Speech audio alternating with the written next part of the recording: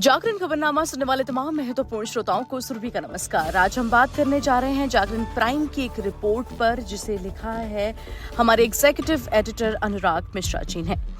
आतंकवाद के पोषक पाकिस्तान की हालत मौजूदा समय में हर मोर्चे पर चरमराई हुई है। वह आर्थिक संकट, राजनीतिक अस्थिरता और आंतरिक अशांति का सामना कर रहा है।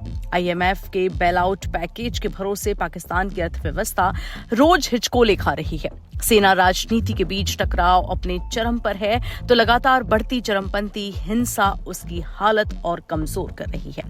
ऐसे में बर्बादी के कगार पर खड़े पाकिस्तान को नेस्तनाबूद करने के लिए भारत पुरजोर कोशिश कर रहा है। पाकिस्तान पर लगाए भारत के प्रतिबंध ने पहले ही उसकी पेशानी पर बल ला दिए हैं। अब सवाल उठता है कि क्या इस कमजोरी का रणनीतिक फायदा उठाया जाए, जैसे सीमित सैन्य कार्रवाई करना या वैश्विक स्तर पर पाकिस्तान को अलग थलग कर दबाव बनाना, या फिर संयम बरतते हुए पाकिस्तान के और कमजोर होने का इंतजार करना। सैन्य और रणनीतिक मामलों के विशेषज्ञ मानते हैं कि भारत के लिए सबसे अच्छा तरीका होगा कि वह दोनों रास्तों का सही संतुलन बनाए।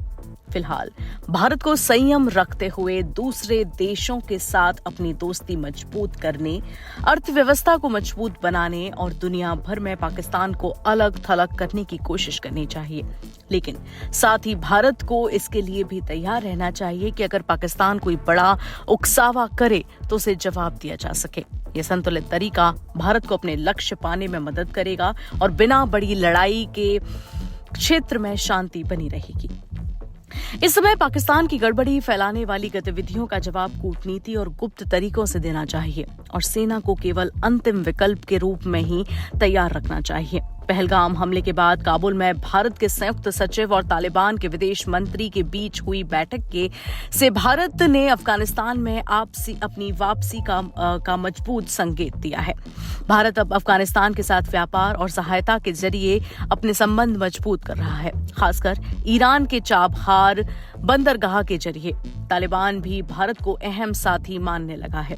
इससे पाकिस्तान की स्ट्रेटेजिक डेप्थ नीति को झटका लगा है, जो वह अफगानिस्तान पर पकड़ बनाए रखने के लिए अपनाता रहा है। युद्ध के मामले में चीन के सुनजू की रणनीति काफी अहम मानी जाती है। सुनजू एक सैन्य रणनीतिकार, विचारक और जनरल थे। उनकी किताब द आर्ट ऑफ वॉर रणनीति पर दुनिया की प्रसिद्ध पुस्तकों में एक है, जिसे न केवल युद्ध नीति में बल्कि राजनीति, व्यापार और कूटनीति में भी उपयोग किया जाता है। किताब में सुनजू के बल प्रयोग को अंतिम विकल्प बताया है। उनका कहना था कि असली जीत वह है जो बिना युद्ध के हासिल की जाए। सुनजू का जोर था कि शत्रु को उसकी आंतरिक कमजोरियों से हराना सबसे उच्च कोटि की विजय है। लेफ्टिनेंट कर्नल रामचंद्रन कहते हैं कि मैं बीते 20 वर्षों में आतंकवादियों की रणनीति को बारीकी से देखता आ रहा हूं। शुरुआत में हम अधिकतर उन आतंकवादियों का मुकाबला करते थे जो सीमा पार से आते थे और स्थानीय आतंकियों को खास समर्थन नहीं मिलता था। लेकिन अब स्थिति यह है कि विदेशी भाड़े के आतंकियों के साथ साथ स्थानीय आतंकियों की संख्या भी बराबर हो चुकी है। वर्तमान परिदृश्य में आतंकवादी सुरक्षा बलों की तुलना में आम नागरिकों को अधिक निशाना बना रहे हैं, ताकि वे अंतर्राष्ट्रीय स्तर पर ध्यान आकर्षित कर सकें। चाहे वह पहलगाम में पर्यटकों पर हमला हो या शोपियों में बिहारी मजदूरों पर, उनका उद्देश्य है कि भारतीय जनता को कश्मीर आने से डराया जाए। यह स्पष्ट रूप से पाकिस्तान की एक साजिश है, जिससे कश्मीर में अशांति बनी रहे। वह कहते हैं कि कश्मीर में स्थानीय समर्थन के बिना कोई भी आतंकी गतिविधि नहीं हो सकती। मेरे अनुभव के अनुसार इस स्थान यानी कि पहलगाम की घटना से पहले अच्छी तरह से उसकी रेकी की गई थी। यह एक सुनियोजित घटना थी। आतंकियों को भागने का रास्ता पहले से मालूम था। इसमें स्थानीय मददगारों की भूमिका जरूर रही होगी। संभव है कि आतंकी इन दिनों में किसी स्थानीय निवासी के घर में ही ठहरे हों। रामचंद्रन कहते हैं कि हमें पाकिस्तान को सभी दिशाओं से कमजोर करने के लिए दो तरफा रणनीति अपनानी चाहिए। इसमें सैन्य कार्रवाई के साथ साथ कूटनीतिक नीति की भी जरूरत है। हमारी सरकार पाकिस्तान को अंतर्राष्ट्रीय मंचों पर घेरने में सफल रही है और उन्हें पश्चिमी देशों से बहुत कम समर्थन मिल रहा है।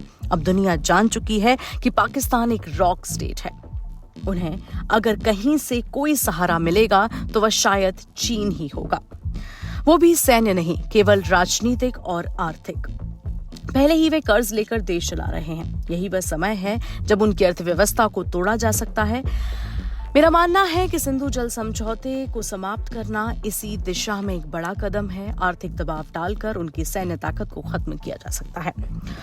पार्ले पॉलिसी इनिशिएटिव दक्षिण कोरिया के विशेष सलाहकार के नीरज सिंह मनहास कहते हैं कि आज जब पाकिस्तान आर्थिक और राजनीतिक रूप से कमजोर हो चुका है, भारत के सामने दो विकल्प हैं। एक सीमित रूप से सक्रिय रहकर, जैसे कि सर्जिकल स्ट्राइक या कूटनीतिक दबाव बनाकर पाकिस्तान पर दबाव बनाए रखना। दूसरा, शांत बैठकर इंतजार करना, यानी रणनीतिक धैर्य अपनाना। सीमित सक्रियता के तहत भारत कोल्ड स्टार्ट सिद्धांत को अपनाते हुए छोटे स्तर की सैन्य कार्रवाई कर सकता है ताकि युद्ध न हो, लेकिन पाकिस्तान पर दबाव बना रहे। दूसरी ओर, यदि भारत बस शांत बैठा रहता है तो पाकिस्तान अपनी आंतरिक कमजोरियों से और अधिक टूट सकता है, लेकिन बहुत ज्यादा इंतजार करने पर पाकिस्तान को मौका मिल सकता है और वह अपनी ताकत फिर से जुटा ले या नए दोस्त बना ले। इंडो पैसिफिक जियोपॉलिटिक्स मामलों के जानकार आकाश साहू का कहना है कि जैसे जैसे पहलगाम आतंकी हमले के पीछे से गुनहगारों की पहचान स्पष्ट होती जाएगी, भारत को कश्मीर क्षेत्र से आतंकवाद को समाप्त करने के लिए दीर्घकालिक रणनीति तैयार करनी होगी। पाकिस्तान को यह समझाना जरूरी होगा कि दोनों देशों का भविष्य और संसाधन एक दूसरे से जुड़े हुए हैं। चरमपंथी संगठनों को अलग थलग करने के लिए पाकिस्तान से लगातार कूटनीतिक संवाद आवश्यक है, क्योंकि फिलहाल उन्हें पाकिस्तानी डीप स्टेट का समर्थन मिलने की आशंका है। आकाश साहू कहते हैं कि भारत की सैन्य रणनीति को पाकिस्तान से निपटने के लिए एक संतुलित और सोची समझी दिशा में आगे बढ़ना चाहिए। आर्थिक रूप से कमजोर स्थिति के बावजूद पाकिस्तान के चीन के साथ अच्छे संबंध उसे किसी भी टकराव की स्थिति में पर्याप्त समर्थन सुनिश्चित करते हैं। भारत हाल ही में लद्दाख में स्थिर हुए हालात को देखते हुए चीन के साथ फिर किसी टकराव में नहीं पड़ना चाहेगा। वहीं गौरव पांडे, जो कि defence and strategic studies AM Jain college Chennai से हैं, उनका कहना है कि भारत को वैश्विक समर्थन को साथ रखते हुए सीमित कार्रवाई की गुंजाइश जरूर देखनी चाहिए, खासतौर पर आतंकी ढांचे पर, मगर पूर्ण युद्ध या खुला टकराव भारत के दीर्घकालिक हित में नहीं है। विवेक और रणनीति दोनों जरूरी हैं। आकाश साहू यह भी कहते हैं कि विश्व शक्तियों ने पहलगाम आतंकी हमले के बाद भारत के प्रति सहानुभूति दिखाई है, लेकिन अंतर्राष्ट्रीय स्तर पर अभी तक पाकिस्तान को इस हमले का दोषी नहीं ठहराया गया है। जब तक ठोस और विश्वसनीय साक्ष्य सामने नहीं आते, तब तक अंतर्राष्ट्रीय प्रतिक्रिया निर्णायक नहीं होगी। संयुक्त राष्ट्र सुरक्षा परिषद यानी कि UNSC में स्थायी सदस्यता भारत के लिए एक बड़ा लाभ होगा, लेकिन फिलहाल यह लक्ष्य दूर की कौड़ी जैसा प्रतीत होता है। भविष्य में यदि भारत को यह स्थान प्राप्त होता है तो पाकिस्तान पर आतंकवादी गतिविधियों को रोकने के लिए अंतर्राष्ट्रीय दबाव बनाने में वह उपयोगी हो सकता है। आप सुन रहे थे जागरण पॉडकास्ट से प्राइम की एक खबर, जिसे लिखा था एग्जीक्यूटिव एडिटर अनुराग मिश्रा जी ने। खबर का टाइटल था पाकिस्तान के खिलाफ सैनिक, आर्थिक और कूटनीतिक तीनों मोर्चों पर कार्रवाई की कैसे जरूरत है।